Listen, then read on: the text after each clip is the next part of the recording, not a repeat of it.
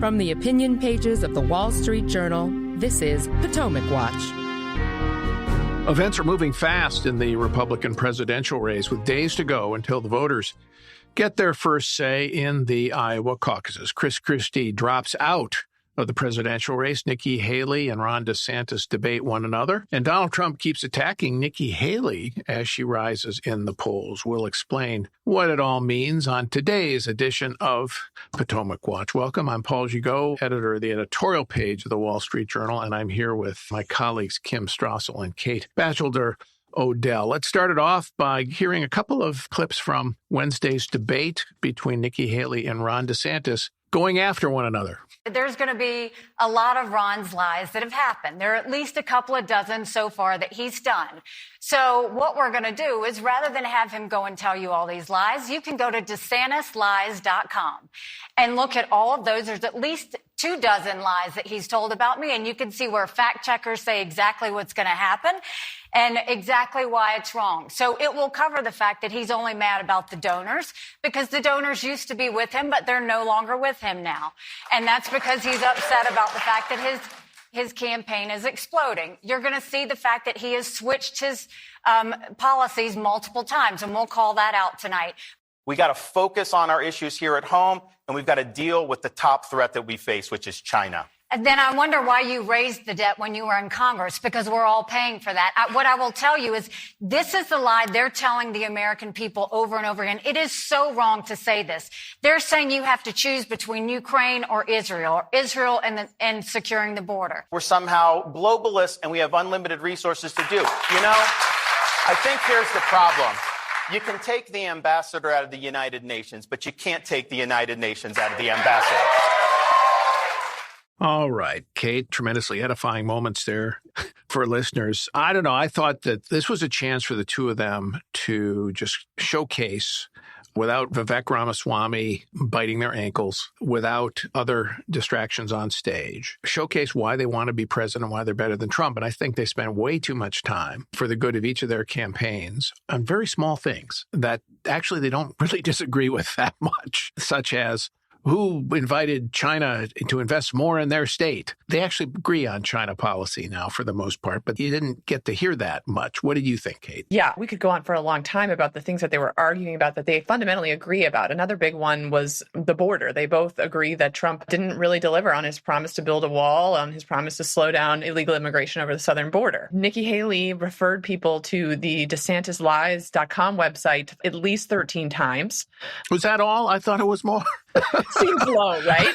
Yeah. And then tried to persuade people that Ron DeSantis was actually a bad governor of Florida, which even voters who don't support him in the GOP primary, I think that is an uphill climb. And DeSantis then tried to convince voters that she's the reincarnation of Hillary Clinton. So this was, I think, really not additive and subtracted from them both by the end of the night. Kim, Ron DeSantis started it, I thought. I guess he did because, right from the get-go, first question, I guess he did that because he feels he had to diminish Haley, given the fact that she is rising in the polls, called her an establishment corporatist. Guess I'm not sure what that means. It's a bunch of bad words strung together, Paul. And the UN thing was a jibe that he offered, the UN line we heard earlier.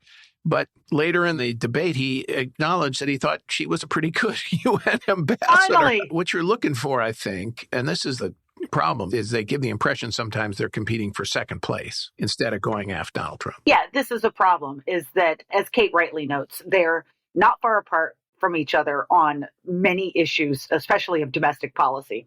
And so all that's left are these zingers that they throw at each other. Corporate establishment, more liberal than Hillary Clinton. This was another thing that was leveled at Nikki Haley. He has in the past claimed that Hillary Clinton is her role model, but that doesn't really stick either, because again, anyone who really knows the record of Nikki Haley as an ambassador to the UN, she actually got a lot of props for not being the traditional UN ambassador, not signing up for the kind of globalist viewpoint and really representing American interests there. So you're right.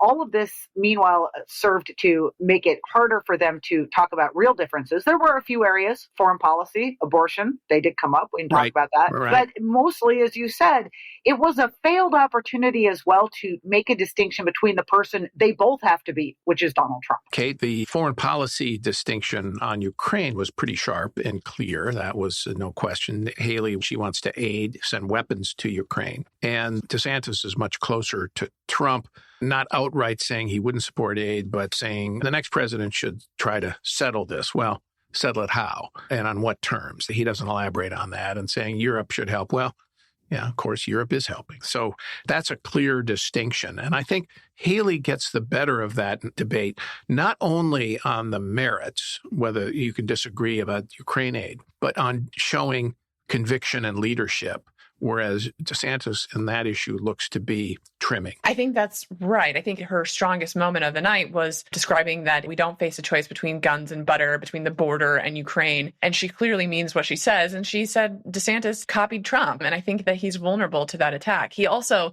talked about how he wants to kind of rebuild the military to deal with China, but he doesn't connect that with anything else going on around the world. So it sounds a little frenetic. So she continues to be, I think, stronger on that subject. And again, on the United Nations attack, she's not really an easy one to paint as a product of the United Nations. If you read her book, she talks about how when she gets the call to be ambassador to the UN, she says, all I know about the UN is that people hate it, and says that her husband is literally Googling stuff about the United Nations while she considers the nomination. So she's hardly easy to paint as this kind of creature of the bureaucracy in that sense. So I'm not sure that was a productive line either. DeSantis, Kim, as usual, looks strong when he's talking about his Florida record, school choice, contrasting what he has accomplished in Florida with universal school choice and education savings accounts, whereas Haley was not able to deliver as much. Of course, the politics of that issue have changed post-COVID and the shutdowns that have helped Republican governors do more. But nonetheless, it's an interesting contrast.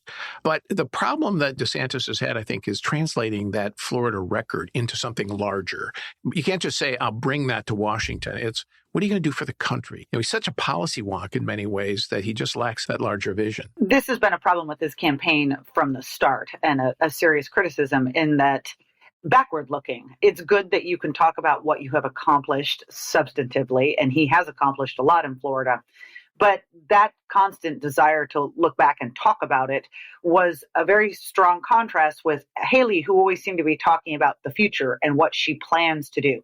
Now, I actually think DeSantis has become a bit better on this.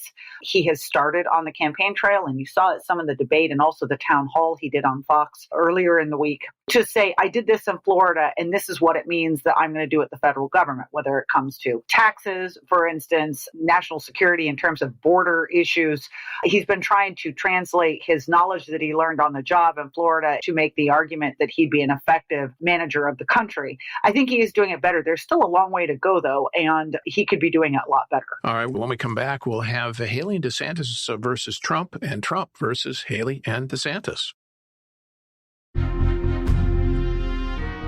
Welcome back. I'm Paul Gigot with Kate Odell and Kim Strassel here on Potomac Watch.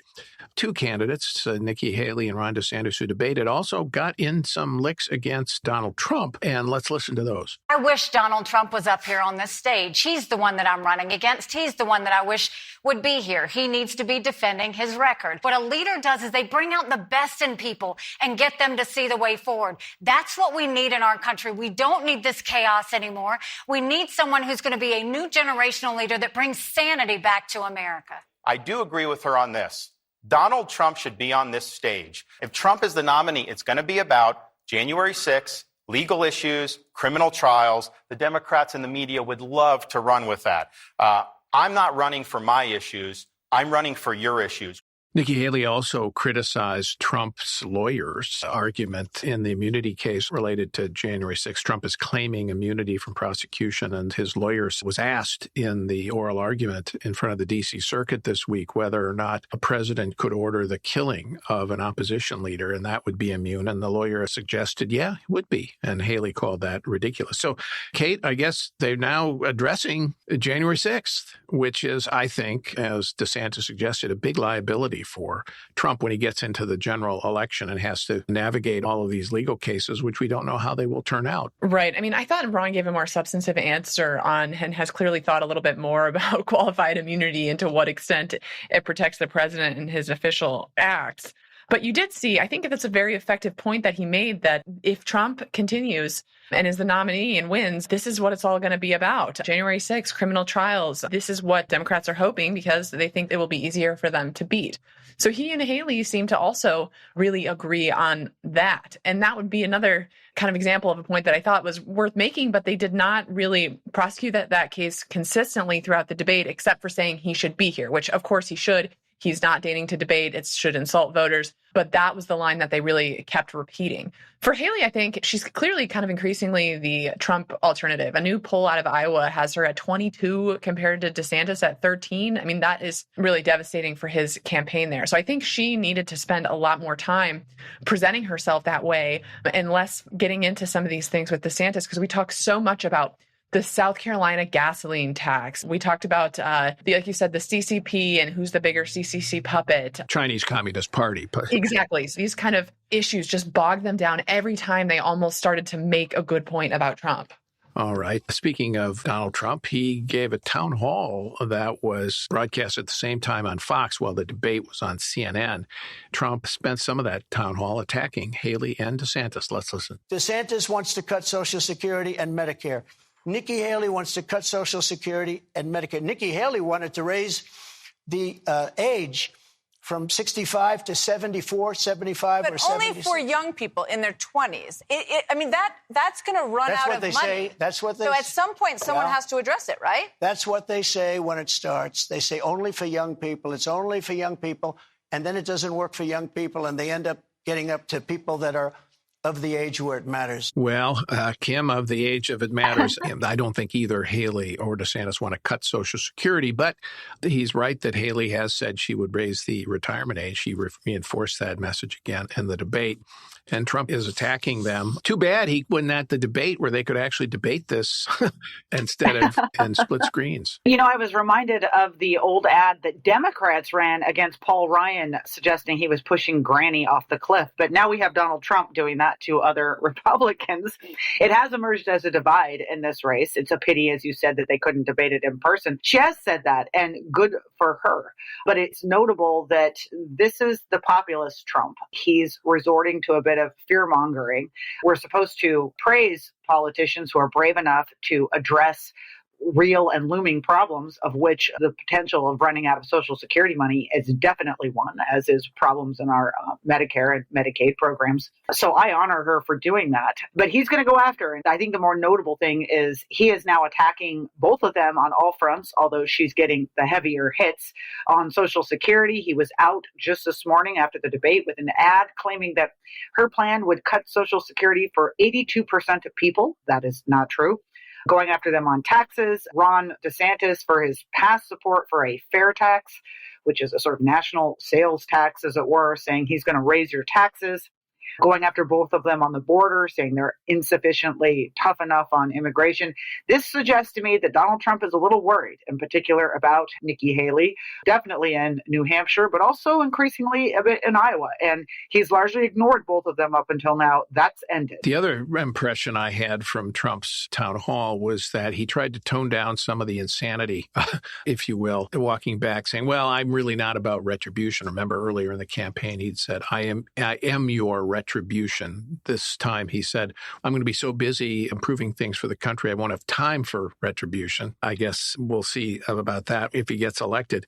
And he also rejected the political violence, which, of course, is something that the Democrats say he invokes, and he flatly rejected that. I think some of his advisors got to him and said, look, don't give Biden and company more ammunition. Yeah, I think he also said, I'm not going to be a dictator. Whew, that's a relief. Reminded me a little bit of that Senate campaign where the candidate cut an ad saying, I'm not a witch. You know, it's not a great starting point in politics to have to say, I'm not going to be a dictator. So he's obviously trying to soften. He's also clearly trying to exploit what he thinks is the high ground, for instance, on abortion by not endorsing kind of 6-week bans. He's clearly kind of moving around on some of these issues to try to soften. On abortion, he said, we're going to come up with something that people want and people like.